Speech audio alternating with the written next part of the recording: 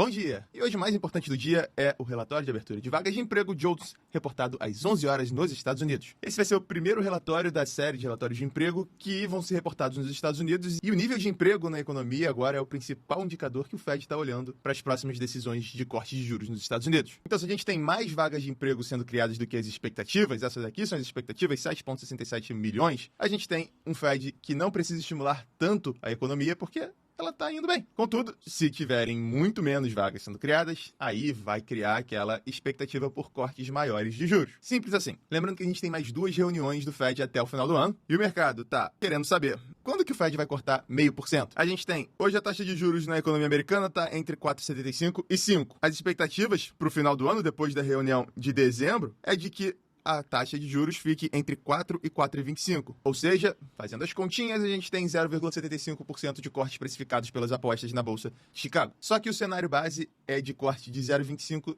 nas 2 reuniões. E foi isso que o mercado começou a entender depois de que o Powell começou a falar ontem. 2 cortes de 0,25 e aí ele caiu, só que depois ele foi, recuperou e fechou subindo ontem. No final das contas, o discurso do Powell vem sempre sendo o mesmo, de que eles estão dependentes dos dados. E o relatório de vaga de abertura hoje, que vai sair às 11 horas, JOLTS, são dados. Sabe que também são dados? Também são dados os PMIs que vão sair. Tem PMI para sair do Brasil de produção industrial às 10 horas e a gente tem PMI para sair nos Estados Unidos às 10h45 e às 11 horas de institutos diferentes, mas são PMIs industriais, que também são dados importantes para saber qual vai ser a magnitude de corte do Fed. Hoje que a gente também teve reporte de inflação lá na zona do euro e a inflação está caindo por lá. A inflação anual na zona do euro caiu para 1,8 em setembro de 2024, a menor desde abril de 2021. Expectativas eram de 1,9, então ela caiu mais do que as expectativas. Sinal de que os preços estão controlados e talvez o Banco Central Europeu também possa começar possa fazer mais reduções de juros por lá, nas próximas reuniões. Queria chamar a atenção para 2 coisas que saíram aqui nos jornais hoje.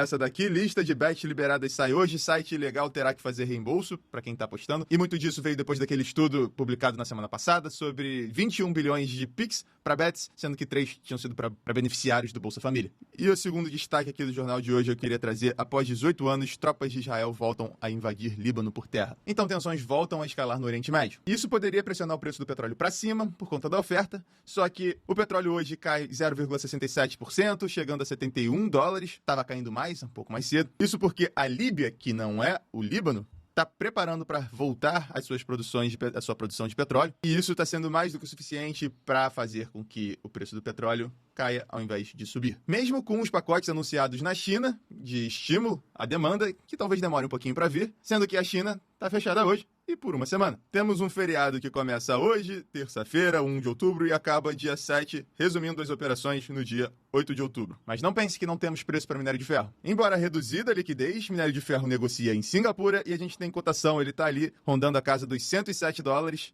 caindo 0,92% agora. De resto, lá na Ásia, a gente teve hoje o Nikkei voltando a subir 2%, depois de ter caído quase 5% ontem. A gente tem um dólar DXY subindo 0,73, retomando a casa dos $101. Dólar contra as principais moedas do mundo. Dólar contra as emergentes opera misto, sem quase volatilidade. Contra o Bitcoin ronda a casa dos $64 mil, 63.800. Europa, leve alta, Eurostock 600, Eurostock 50, 0,13 de alta. Esse setor que está puxando mais na Europa é o setor de tecnologia. E nos Estados Unidos, o setor de tecnologia ali, Nasdaq Futuros, sobe 0,10%, S&P cai 0,09%. E para finalizar, aqui no Brasil, a gente teve ontem uma queda de 0,69% no Ibovespa, com o dólar futuro subindo 0,33%. Chegou a abrir caindo da abertura até o final do pregão, subiu quase 50 pontos. Aqui no Brasil, que o Campos Neto fala, 12h20, em palestra. Por hoje é isso, entre 10h45 e 11 horas são os dados mais importantes que vão sair hoje. Muito obrigado pela atenção, bons negócios e até amanhã.